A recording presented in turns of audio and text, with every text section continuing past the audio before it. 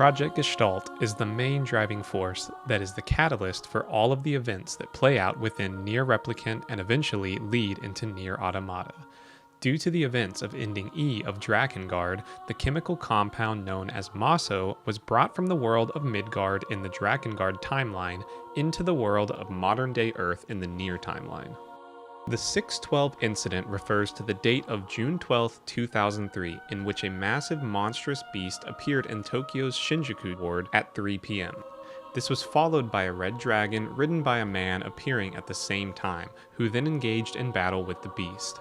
Within the hour, the beast is defeated by the dragon, who is shortly thereafter killed by a missile from the Japan Air Self-Defense Force. The man and dragon, being Kaim and Angelus respectively from Drakengard, are killed, and the dragon is impaled on the Tokyo Tower. The Japanese government secretly retrieves the dragon, taking its body to a research facility where it is studied extracting and utilizing Mosso in the creation of magic. In the Nier timeline, magic is described as using Mosso to absorb energy from other worlds and creating something from nothing. In December, a mysterious disease spreads across Shinjuku. At first, the disease is rare, but by May of 2004, it has exploded across Shinjuku, infecting and resulting in the death of many. The disease is named White Chlorination Syndrome and is a result of a human being exposed to Mosso. Once infected, a person is forced into making a pact with a god in which they must choose one of two options: accept the pact and become a legion, a mindless soldier for the gods, or decline and turn into a statue made of salt.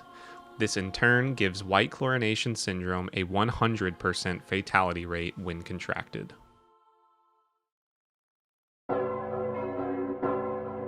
In October of 2008, the Wall of Jericho is constructed, a massive towering wall that seals off the entirety of Shinjuku, trapping those inside, infected or not.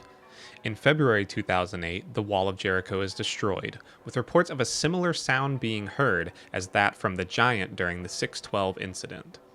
A horde of berserking white monsters, referred to as Legion, escape from the broken wall, attacking and killing all humans in sight. They appear to be led by one monster with red eyes, dubbed simply as Red Eye.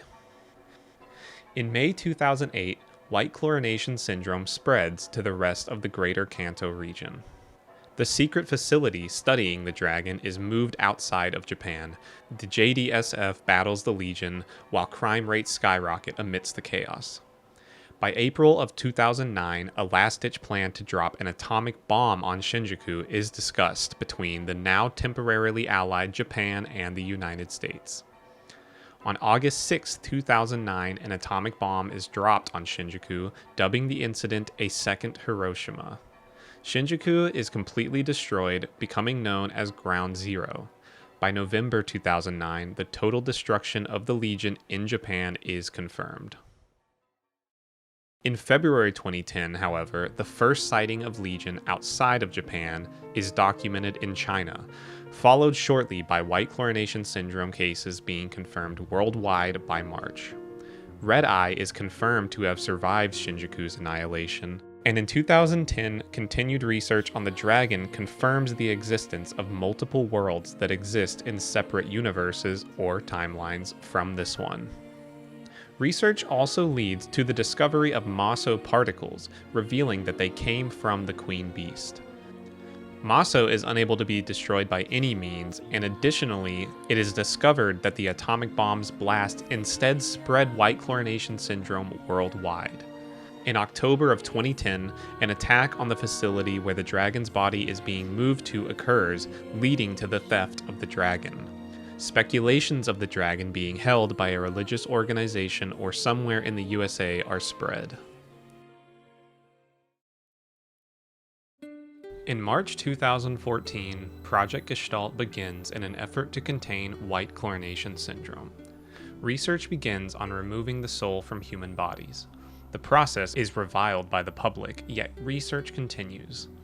A solution is sought for reuniting a person's soul if they were to lose their body. In February of 2016, a medicine known as luciferase is developed, which slows the progress of White Chlorination Syndrome. It is then administered to select people who organize and form a military unit known as Lucifer's Squad, who is successful in fighting the Legion. Similar movements spread worldwide. Another squad, First Crusade, is formed, but are ultimately defeated. It is discovered that Luciferase is more effective in younger patients, and thus children are preferred in its administration, being urged to join a combat unit. The Fifth Crusade is formed, comprising mainly of teenagers, and the International Hamlin Organization is also formed by the World Purification Organization to locate and raise child soldiers. In 2018, the National Weapons Laboratory is formed with the purpose of using MOSO to create weapons, specifically experimenting on humans with MOSO in order to create a stronger life form. This organization is kept secret and known as Murasaki, or Purple, within the Japanese government. Fast forward to January 2025. The process of replicantization is being researched in order to prepare vessels for gestaltized humans in which the gestalt, or soul, can be stored. In June 2026, a critical accident at the National Weapons Laboratory occurs. During Project Snow White, while being developed, Number 6, which is Emil's sister Halua, escaped from containment and attacked, causing her to be captured and imprisoned within the facility. After this incident, human experimentation with MOSO is scaled back, but still continues. In 2030, Red Eye is finally defeated in Jerusalem. With Red Eye dead, the Legion are no longer able to make coordinated movements, and the threat is resolved for now. In February 2023, the replicant process is publicly revealed, with members of the upper class already undergoing replicantization. Eventually, the process is widely accepted and humans worldwide begin to undergo replicantization. Some replicants are created with the objective to battle the Legion, with androids also being developed to oversee the replicant system worldwide. Replicants are given the order to harvest white chlorination syndrome causing MOSO, which is then banished from the world in a ceremony conducted by a celebrant android. In 2033, the Grimoire Noir project begins. Using multiple world technology, a gestalt is embedded into a book-like vessel. 13 of these are created, beginning with Noir and eventually Vice. Using the energy generated when Noir and Vice are opened together, the project forcibly reunites the gestalts with their respective replicants, after the Legion and white chlorination syndrome have fully been eradicated. It is revealed that gestaltized souls will eventually lose control and go berserk over time, and that they will certainly die after enough time. To prevent relapse, it is discovered that MOSO from a stable gestalt is needed. In 2049 or 2053, depending on brother or father Nier respectively, Nier and Yona wander through the ruins of Shinjuku. Starving and left with no other choice, they hear of the Salvation Support Plan, a method of gathering test subjects under the guise of aid. At the facility, copies of the book known as Grimoire Noir are handed out. The people undergoing the so-called treatment begin to relapse around them, and so Nier and Yona escape together. At the beginning of Nier Replicant, they are seen being attacked by relapsed gestalts referred to as Shades. Nier, overrun by Shades and determined to save his sister, willingly comes into contact with the grimoire, effectively gestaltizing himself. During the encounter, Yona comes into contact with Grimoire Noir, unknowingly becoming a gestalt and immediately relapsing. After this encounter, the World Purification Commission contacts Nier, convincing him that if he allows them to put Yona in stasis, they will be able to cure her once Project Gestalt is completed. In return, they will extract MOSO from his body in order to maintain the Gestalt process, since he has become the original Gestalt. In other words, a human who has retained their sapience after the Gestalt process. There is a time skip from 2049 until the year 2764, without much specific information to go off of during this time. Nier, as the original Gestalt, has provided his MOSO to the World Purification Commission, yet in 2054, Yona was deemed to be incurable and was sent to the Hamlin organization to be cryogenically frozen. Over time, in 2764, sentience begins to develop in replicants. The ones maintaining the project eventually become sentient themselves, and by 3000 they have developed civilization. The surviving replicants have developed based on their environment, unrelated to their previous human selves, currently at an era resembling the real-life medieval age, in which they live amongst artifacts from what would be considered the now modern age. At this point, most replicants live in spread-out societies overseen by their respective Devila and Popola android units, who continue to oversee Project Gestalt, maintaining the replicant population while hiding the true nature of things from them. Separately, in 3276, a replicant enters Jerusalem in order to revive their fallen lover. In doing so, they accidentally revive a red eye, leading the Legion threat to resurface. 11 years later, in 3287, a group of 4 androids finally defeat the Red Eye and remaining Legion, leading to the final destruction of the Red Eye and Legion threat. Additionally, the Maso that causes white chlorination syndrome is eventually banished from the world during this time, and in 3287 the events of Nier finally kick off. In 3288, the Gestalts begin to awaken. Since replicants are now self-aware and living in their own societies, they see them as monsters known as Shades, and in turn attack and kill them. It is stated that in some societies, the androids are able to persuade the replicants to accept the Gestalt's return and reunite their bodies together. This is where Nier Replicant begins after the time skip when you first wake up in the village.